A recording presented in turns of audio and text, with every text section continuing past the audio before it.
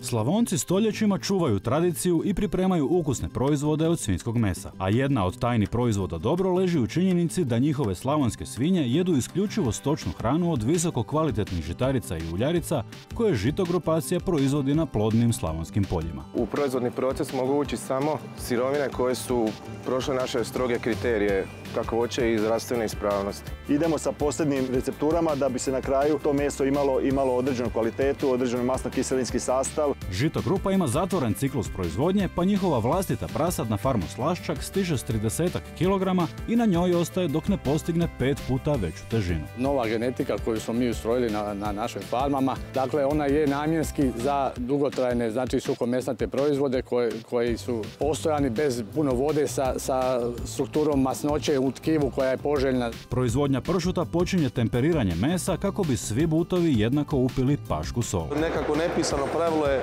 buto 13 kg 13 dana u soli, 15 kg 15 dana u soli, tako da nakon tih faza isoljavamo, dižemo ih znači na regale i krećemo sa fazama. U fazi predzrenja pršut se pere, a u trenutku kada je star 6 mjeseci premazuje se smjesom od svinjske masti, papra i soli. Da bi dobio mekoću, da bi ga zaštitili od vanjskih uticaja, da ne bi postao tvrdo istovremeno i kao što vidite ima rub na kojem izbacuje ostatak vlage koji ima u sebi. Nakon toga pršuti odlaze u posljednju fazu, odnosno zrenje. Niti jedan but iz ovog pogona ne izađe bez minimalno 400 dana zrenja.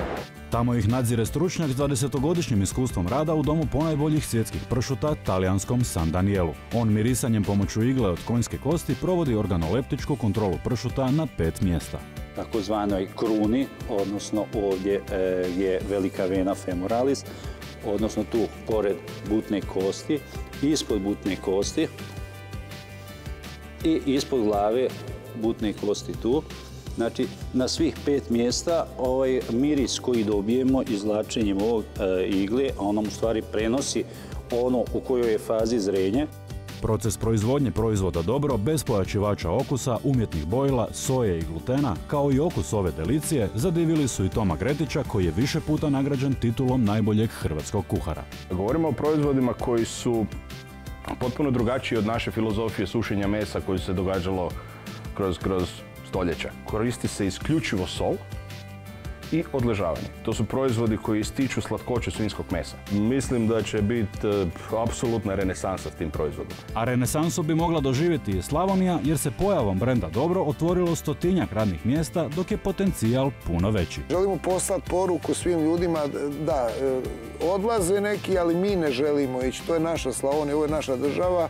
Ovo je naša regija, napokon naš grad. Želja čelnika Žito grupe je da u svijet odlaze slavonski proizvodi, a ne Slavonci. To želi postići stvaranjem novih vrijednosti kako bi Slavonci na svojem dobru živjeli i radili dobro.